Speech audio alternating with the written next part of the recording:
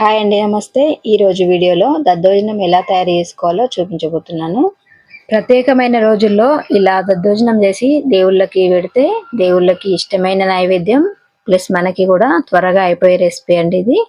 దీనికోసం రైస్ మెత్తగా ఉడికించుకోవాలి. మనం మామూలుగా పెట్టుకునే రైస్ కంటే కొంచెం మెత్తగా ఉడికించుకొని ఇట్లా వేడి వేడి అన్నం తీసుకొని ఇట్లా స్మాష్ చేసి పెట్టుకోవాలి.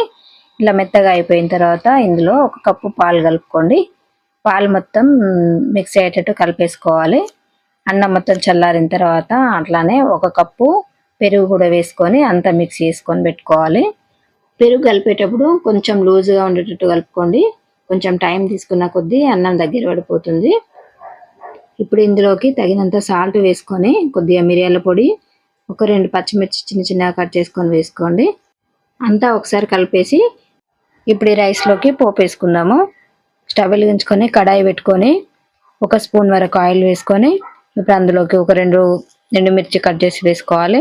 తర్వాత కొద్దిగా ఆవాలు జీలకర్ర వేసుకొని 2 పచ్చిమిర్చి చిన్న చిన్న ముక్కలుగా కట్ చేసుకొని వేసుకోవాలి. కొద్దిగా కరివేపాకు, కొద్దిగా ఇంగువ కూడా వేసుకొని కలిపేసుకొని స్టవ్ ఆఫ్ చేసేసుకోవాలి. ఇప్పుడు పోపును అంతటిని రైస్లో కలిసేటట్టు అంతా కలిపేసుకోవాలి. చివరిలో కొద్దిగా కట్ చేసి పెట్టుకున్న కొత్తిమీర కూడా వేసుకొని కలుపుకుంటే ఎంతో రుచికరమైన దద్దోజనం రెడీ అయిపోయినట్టే. అలాగే వీడియో చూసే వాళ్ళకి ఒక చిన్న రిక్వెస్ట్ అండి, ఛానల్ని సబ్స్క్రైబ్ చేసుకొని వీడియో చూడండి. వీడియో కనుక నచ్చినట్టయితే ఒక లైక్ చేసి సపోర్ట్ చేయగలరు. ఓకే అండి, థ్యాంక్ యూ ఫర్ వాచింగ్.